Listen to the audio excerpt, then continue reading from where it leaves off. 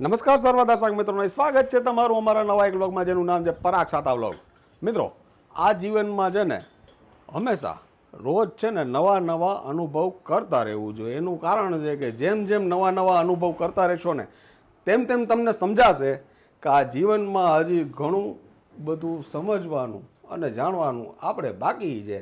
તો આવો જ એક નવો અનુભવ તમારા માટે લઈને આવી ગયા છીએ, જે ઉનાળામાં ખાવાની ખૂબ મજા આવે છે અને આ ખાવાથી થોડી ગરમી ઓછી થાય છે. તો એ કેવી રીતે બનશે ને શું બનશે એ તો પૂછવું પડશે અમારા હોમ મિનિસ્ટરને. તો ચાલો એમને જ પૂછી લઈએ. પારું અંબા અંબા. અંબા અંબા. જય શ્રી કૃષ્ણ. જય શ્રી કૃષ્ણ. શું બનાવવાના છો આજે? આજે બનાવવાનું છે ગરમીમાં ખાવાની મજા આવે એવા દૂધીના મુઠિયા. વાહ. એટલે ખાવામાં મજા આવે ને થોડી ગરમી આપણને ઓછી થાય. ઓછી લાગે. દૂધી સરસ કૂણીને લઈ લીધી છે આપણે. અને પેલા છાલ ઉતારી ચાખીને ખમણશું. ઓકે, ચાલો પ્રિપેરેશન ચાલુ થઈ ગઈ છે. દૂધી છે ને પાતળી ને લાંબી લેવાની, એટલે જરાય બી ન હોય. ઓકે. સરસ અંદરનો ભાગ હોય કૂણો કૂણો. ચાખી લેવાની સૌથી પહેલા. ચાખીને જ બનાવવાનું. આ એક સરસ મજાની ટીપ હતી કે પાતળી ને લાંબી લ્યો ને ફિગર વાળી તો વાંધો ન આવે. ઓલા બી નો ભાગ ને વચ્ચેનો ભાગ વધારે નીકળી જાય.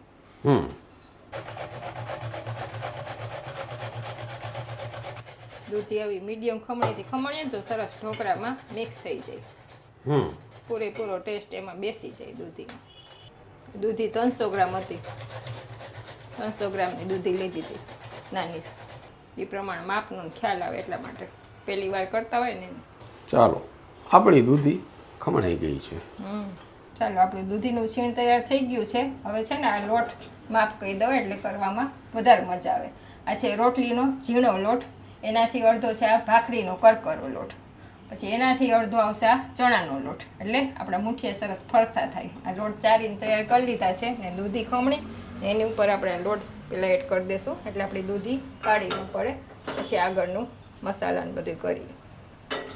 આ આપણું તૈયાર થઈ ગયું છે. હવે એમાં આપણે લોટ માટે છે ને આ છે 5-6 કળી લસણ, 1 ઇંચ આદુનો ટુકડો ને આ 2 લીલા મરચાં લીધા છે. પછી તમને તીખું ગમતું હોય તો કરવાનું. અત્યારે આપણે થોડુંક મોરું બનાવશું, બહુ સ્પાઇસી નહીં કરીએ, ગરમીમાં ખાવું છે ને એટલા માટે.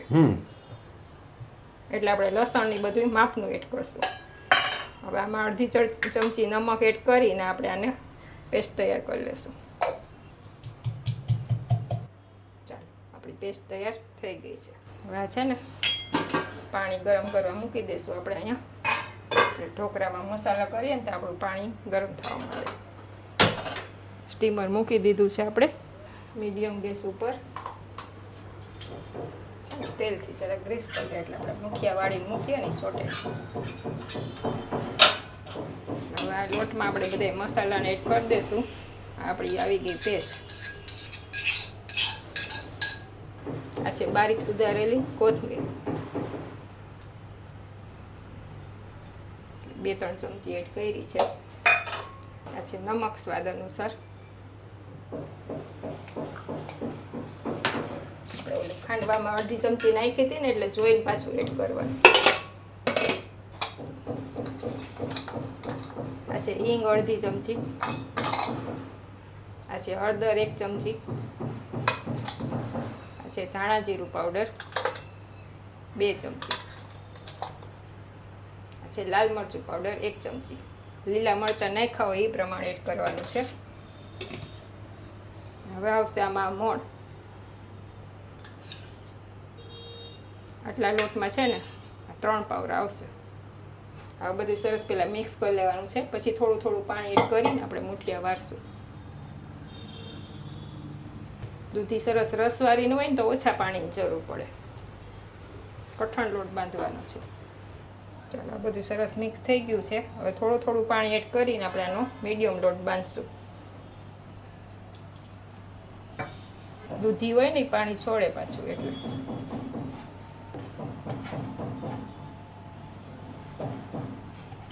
આટલો સોફ્ટ રાખવાનો છે લોટ. આટલું પાણી એડ કર્યું છે આટલામાં. અડધો ગ્લાસ.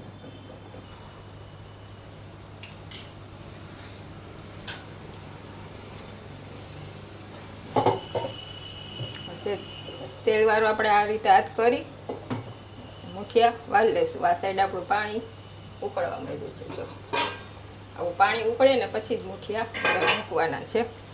હવે ગેસ આપણે સ્લો કરી લઈશું.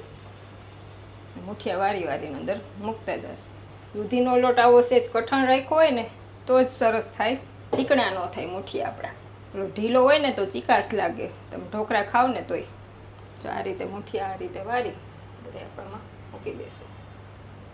તમને જેવડા ગમતા હોય, જેવો શેપ ગમતો હોય એવા.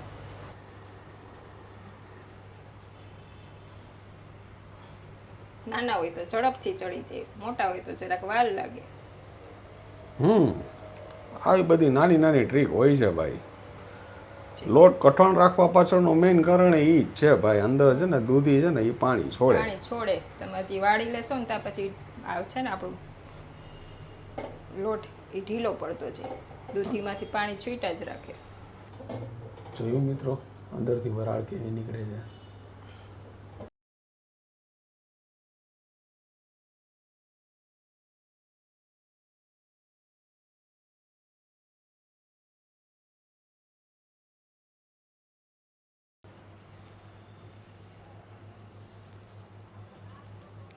આપણા મુઠિયા ફાઇનલી મુકાઈ ગયા છે અને આપણે સ્ટીમરમાં 25 મિનિટ થવા દેશું. આપણું પાણી એકદમ ઉકળી ગયું છે એટલે ઓકે. ગેસ મીડિયમ રાખવાનો છે. 25 મિનિટ ઘડિયાળમાં જોઈન કરો એટલે આપણે મુઠિયા રેડી જ હોય. પછી આગળ બતાવું કઈ રીતે વઘારવાના. ચાલો ફાઇનલી 25 મિનિટ થઈ ગઈ છે. જો મસ્ત સુગંધ આવે છે. આ રીતે છે ને ચેક કરી લેવાના. થઈ જ ગયા હોય પણ તોય છે. આપણા ઢોકળા રેડી છે. ગોટા ગોટા નીકળે જો ભાઈ.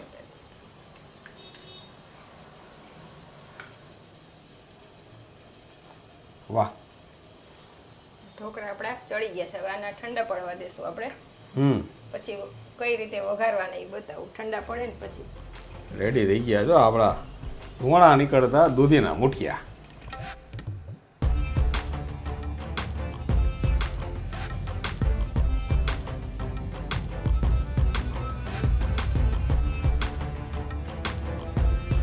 ચાલો આપણા ઢોકળા ઠંડા પડે છે ને ત્યાં ઢોકળા સાથે ખાવાની એક આપણે દહીં ચટણી બનાવી લઈશું. જે આપણા ઘરમાં બધાને બહુ મજા આવે છે ઢોકળા ખાવાની.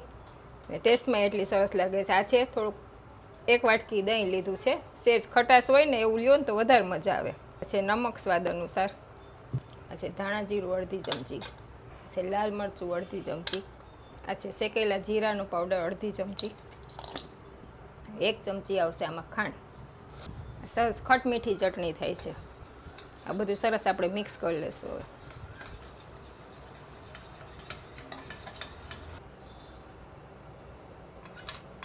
ચાલો આપણી ચટણી રેડી થઈ ગઈ છે. હવે આપણે આ ઢોકળા સુધારી લેશું. ઠંડા થઈ ગયા છે. ઢોકળા ઠંડા પડે ને એટલે સરસ સુધારાય, એક સરખા પીસ થાય એટલા માટે.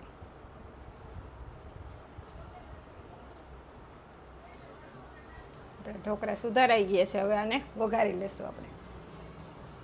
એના માટે આપણે 2 પાવરા તેલ લઈ લઈશું ઢોકળાનો વઘાર કરવા માટે. તેલ ગરમ થઈ ગયું છે. આ છે રાઈ ને જીરું ને તલ ને બધું થોડુંક આગળ પડતું લેવું એટલે વઘારમાં સરસ લાગે. રાઈ ફૂટી ગઈ છે. આ છે જીરું. આ છે મીઠા લીમડાના પાન. આ છે તલ લાસ્ટમાં જ એડ કરવાના એટલે તલ ફૂટે બહુ ન કરવું. અડધા તો બહાર વહી જાય. હવે આવશે આપણા ઢોકળા.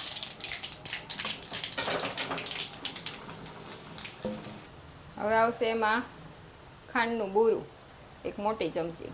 આપણને ખટ મીઠા ને એવા ઢોકળા ગમે છે એટલે આપણે ગળાશ ખટાશ એડ કરીએ છીએ આમાં. આવશે અડધા લીંબુનો રસ. આ છે લાલ મરચું આવતું જાતું. સરસ છે ને એકદમ સાતડી લેવાના છે.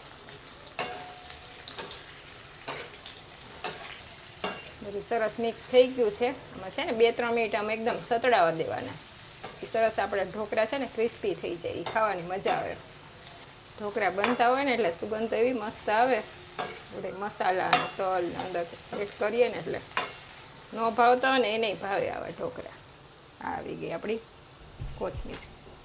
ચાલો હવે સર્વ કરી દો ગરમા ગરમ ઢોકળા અને ચટણી. ઓ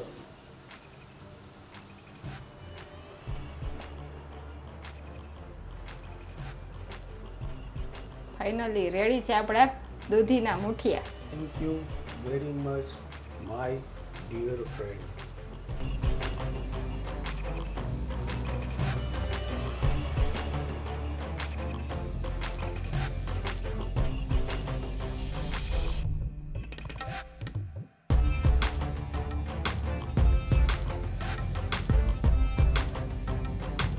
આશા રાખી છીએ કે ગરમીમાં ખાવાની મજા આવે એવા દૂધીના મુઠિયાની આ રેસીપી તમને ખૂબ ગમી હશે. જો ગમી હોય તો વધુમાં વધુ લોકો સુધી તમે આને શેર કરજો, લાઈક કરજો. અને હા મિત્રો, ઉચિત મૌન એ સફળ દલીલ સમાન છે. આ વાત સાથે આ ચીજ સાથે ફરી મળીશું નવી વાત સાથે. ત્યાં સુધી તમે અમને રજા આપશો મિત્રો. તમે અમારા પોતાના છો એટલે તમને કહી છીએ કે તમે તમારું ધ્યાન રાખજો, તમારા પરિવારનું ધ્યાન રાખજો અને ખાસ સ્વસ્થ રહેજો. નમસ્કાર. નમસ્કાર ભાઈ.